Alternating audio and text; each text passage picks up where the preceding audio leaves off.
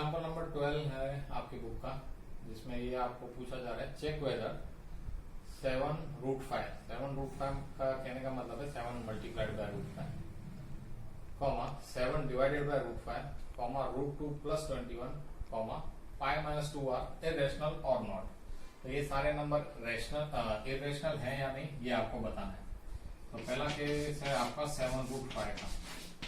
तो हमें जैसे पता है कि √5 एक आपका इरेशनल नंबर है, क्योंकि इसका जब आप स्क्वायर रूट निकालोगे तो न तो इसके अंक रिपीट होते जाएंगे ना ही ये अंक आपके खत्म होते हैं। तो होता क्या है कि जब आप 7 मल्टीप्लाइड बाय √5 करेंगे तो अगर इसका आंसर जो है 7 मल्टीप्लाइड बाय 2.2 ये आपका बढ़ता ही जाएगा। तो फ्रंट के 2 डिजिट शायद आपके चेंज न भी हो, बट बाद के अंक आपके चेंज होते जाएंगे। So you get a irrational answer. So 7√5 is also a irrational number. जब भी आपको नॉन रिकरिंग और नॉन रिपीटिंग नंबर मिले that is an irrational number, जिसमें कोई पैटर्न नहीं होता है और वो अंक खत्म भी नहीं होता है जब तक हम लोग डिवीजन करते जाते हैं। 7/√5 7 डिवाइडेड बाय √5। अगेन हम इसको डायरेक्टली डिवाइड नहीं करेंगे, हम इसे कन्वर्ट कर देते हैं। तो इसे कन्वर्ट कैसे करेंगे, हमें रूट हटाना पड़ेगा डिनोमिनेटर में। हम दोनों तरफ अगर √5 से मल्टीप्लाई और डिवाइड कर दें तो √5 इंटू √5 कितना हो जाएगा आपका 5 हो जाएगा 7, और ये यहाँ पे वापस √5 आ गया। तो 7√5 आप ऑलरेडी देख चुके हैं कि एक इरेशनल नंबर है। तो अगर हम इरेशनल नंबर को रेशनल नंबर से डिवाइड करेंगे तब भी उसका आंसर कैसा होगा, नॉन रिपीटिंग और नॉन रिकरिंग। इसलिए ये नंबर भी कैसा है आपका, एक इरेशनल नंबर। थर्ड है आपका √2 प्लस 21 √2 प्लस 21। √2 की वैल्यू जैसे आपको पता है ये भी नॉन रिकरिंग नॉन टर्मिनेटिंग है 1.4142। आगे बढ़ता जाएगा प्लस 21। तो होता क्या है, केवल ये 21 प्लस 1 22 होता है, बट पीछे के डिजिट्स तो आपके वैसे के वैसे ही नॉन रिकरिंग और नॉन रिपीटिंग चलते रहते हैं। That is why this number is also an irrational number. Hope आपको समझ में आ रहा है मैं क्यों बार बार इन्हें इरेशनल नंबर्स कह रहा हूँ, क्योंकि ना तो ये खत्म हो रहे हैं नंबर और ना ही कोई पैटर्न बना के रिपीट हो रहा है, इसीलिए मैं इन्हें इरेशनल नंबर कह रहा हूँ। क्वेश्चन नंबर आपका लास्ट जो सवाल है पाई माइनस 2। पाई का जैसे कि मैं आपको पहले ही बता चुका था कि लाखों करोड़ों डिजिट तक उन लोगों ने ढूंढ लिया है, बट उन्हें कोई भी आज तक पैटर्न नहीं मिला। तो ये भी एक आपका ऑलरेडी इरेशनल नंबर है 3.14, और आगे डिजिट्स बढ़ते जाते हैं -2। तो होता क्या है, केवल 3 में से 2 जा रहा है, बाकी सारे जो पाई के डिजिट्स हैं वो तो नॉन रिकरिंग नॉन रिपीटिंग आपके चलते ही रहते हैं। So again we get a result that is an irrational. So pi minus 2 is also an irrational number. Hope आपको ये भी क्लियरली समझ में आ गया होगा। अब हम देखेंगे आपकी बुक का एग्जाम्पल नंबर 13, जहां पर आपको 2 इरेशनल नंबर्स को ऐड करने को कहा गया है।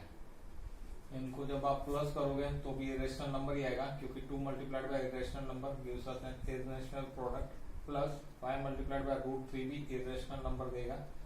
दोनों का अगर आप सम करोगे तो हमें एक और इरेशनल नंबर मिलेगा। बट अभी हम एक इरेशनल नंबर को दूसरे इरेशनल नंबर के साथ एडिशन करना चाह रहे हैं। तो हॉरिजॉन्टली तो आपको कुछ अलग लग रहा होगा कि किस तरीके से ऐड होगा, बट अगर मैं इसको वर्टिकली लिख दूं, मतलब मुझे क्या करना है, उन्होंने ऐड करने को कहा गया किसको, √2 को -3√3।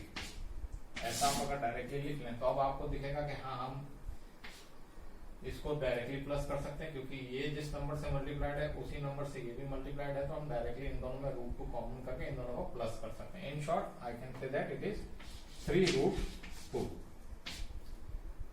प्लस और माइनस का साइन है, +5 -3, यू गेट पॉजिटिव 2√3। ये वो बात हो गई कि अगर आप इसको √2 और √3 में आपको कंफ्यूजन हो रहा है, तो अगर ये सवाल ऐसा होता कि 2x + 5y +x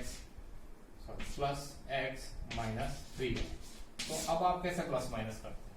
आपको पता है ये दोनों लाइक टर्म है, ये 2 के साथ भी x मल्टीप्लाइड है, यहाँ पे भी 1 के साथ x मल्टीप्लाइड है, तो आप इसमें से इसको माइनस नहीं करते हो, आप x की वैल्यू के साथ ही x की वैल्यू को प्लस या माइनस करते हो। यहाँ पर कितना आ गया 3x, हमने x को क्या लिया था यहाँ पे √2, आप √2 यहाँ पे डाल दीजिए, आपका आंसर वही हो गया। Similarly 5y minus 3y like terms है, तो आप सब्ट्रैक्शन करते हो, आपका आंसर है 2y। अब हमारा y क्या है, सॉरी प्लस आएगा क्योंकि 5 माइनस 3 है, पॉजिटिव 5 बड़ा है, माइनस 3 छोटा है, तो सब्ट्रैक्शन होगा, पॉजिटिव आंसर आएगा प्लस 2√3। ये सिंपल सा प्रोसेस है जिसे आप लोग कॉम्प्लिकेटेड कर देते हो, क्योंकि आपको √3 और √2 को क्या करना है, किस तरीके से देखना है, उसकी वजह से आप इसके आंसर्स गलत लिखते हो। इसीलिए मैंने आपको डायरेक्टली इन्हें लीनियर इक्वेशन इन 2 वेरिएबल के फॉर्म में दिखा दिया कि अगर इस तरीके से आपको सवाल आता है तो आपको आता है। It is the same way you have to do with the irrational numbers. अब हम देखेंगे आपके बुक का एग्जांपल नंबर 14, यहाँ पे आपको कहा गया मल्टीप्लाई 6√5 बाय 2√5। तो ये भी अगर आपको मल्टीप्लिकेशन कुछ कॉम्प्लिकेटेड लग रहा हो या आपको इस तरीके से लग रहा है, तो मैंने आपको बोला है कि √5 को आप x ले लो, जो भी आपको रूट वाली वैल्यू है उसे आप x और y ले लो एक बार के लिए। आपको किसको मल्टीप्लाई करना है, को कहा गया 6x मल्टीप्लाइड बाय 2x। तो आप क्या करते हो, नंबर्स का आप डायरेक्टली मल्टीप्लिकेशन कर देते हो, x मल्टीप्लाइड बाय x क्या हो जाता है x का स्क्वायर। तो 12 तो हमारा ऐसे ही रहेगा, x हमने किसको लिया था √5 का, तो √5 का स्क्वायर क्या होता है, अगर आपको ये फॉर्म में आता हो लिखने, इसे आप कैसे लिखते हो, √2 को 1/2 का पावर के फॉर्म में लिखते हो, कब पावर 2, तो a raise to power m raise to power n, अगर आपका ये फॉर्म आता है तो इसका आप कैसे आंसर लिखते हो, a raise to m multiplied by n। तो हम इसे कैसे लिख सकते हैं, 12 raise to 5, 12 multiplied by 5 power 1/2 multiplied by 2 that is 1। You get 12 multiplied by 5 raise to power 1 that is 1। तो आपका आंसर कितना है 60। ये मेथड अगर आपको ऐसा करने की जरूरत नहीं है वैसे तो, बट ये कई उन बच्चों के लिए जिनको ये √5 का मल्टीप्लिकेशन बहुत ही हार्ड लगता है, तो मैंने उनके लिए x इधर उसको ले लिया है। सिंपली अगर हमें 6√5 को 2√5 से करना है तो हमें 6 2 जा 12 हो जाएगा, मल्टीप्लाइड बाय √5 इंटू √5, और जब भी हम किसी भी रूट वैल्यू को उसकी ही रूट वैल्यू से मल्टीप्लाई करते हैं तो वो रूट हट जाता है, वही नंबर बाहर यूं आप निकाल के लिख सकते हैं, दैट इज 60। कहने का मतलब है अगर √2 को √2 से मल्टीप्लाई करूंगा तो 2 ही आएगा, √7 को मैं √7 से ही मल्टीप्लाई करूंगा तो रूट हट जाएगा, 7 ही रह जाएगा। बट जब मैं √7 को √2 से मल्टीप्लाई करूंगा तो तब ये √14 हो जाएगा। जब सेम नंबर रूट के अंदर है उसको 2 टाइम्स आप मल्टीप्लाई कर रहे हो तो रूट हट जाएगा।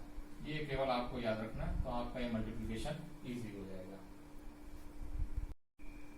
अब हम देखेंगे आपकी बुक का एग्जांपल नंबर 15, जहां पर आपको कहा गया है डिवाइड 8√15 बाय 2√3।